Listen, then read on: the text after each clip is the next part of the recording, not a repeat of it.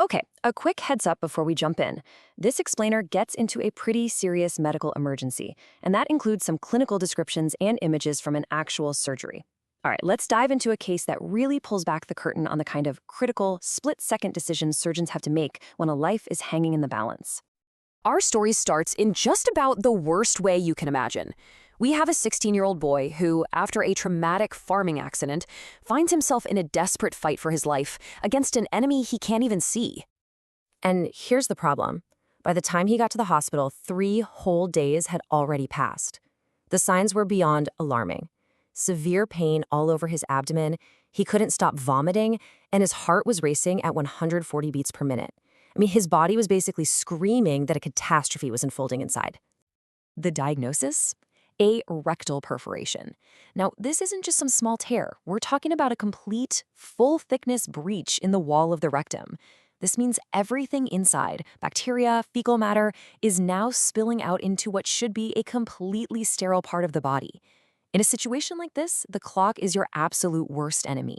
Every single second matters. So, what makes this specific injury such a ticking time bomb?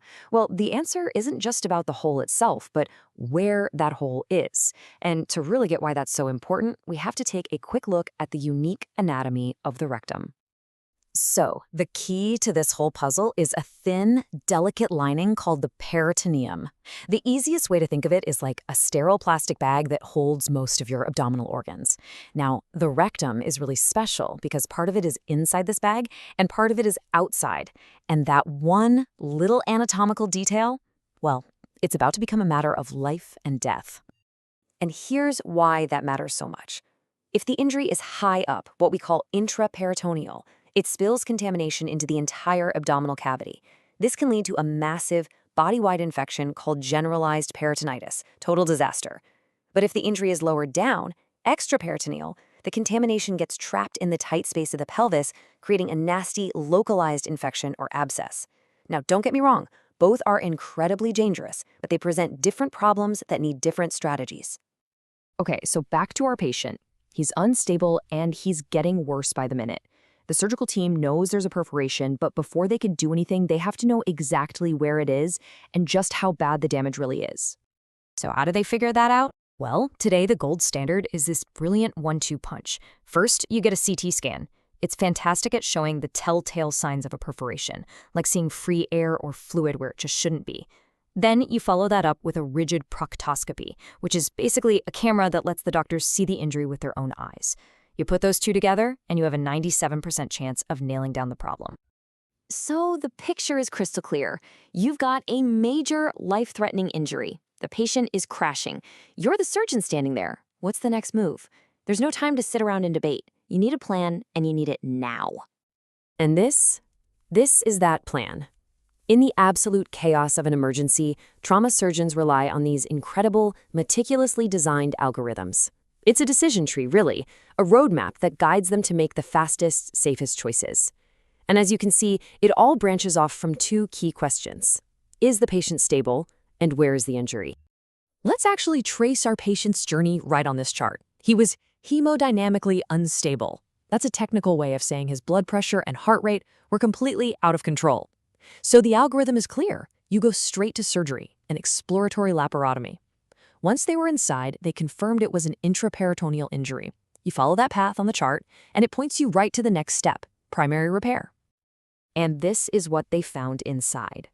The clinical notes talk about 1/2 liter of contaminated fluid in his abdomen and a huge 5 by 3 centimeter hole in the upper part of his rectum. This image gives you a very real, unfiltered look at the scale of the emergency they were up against.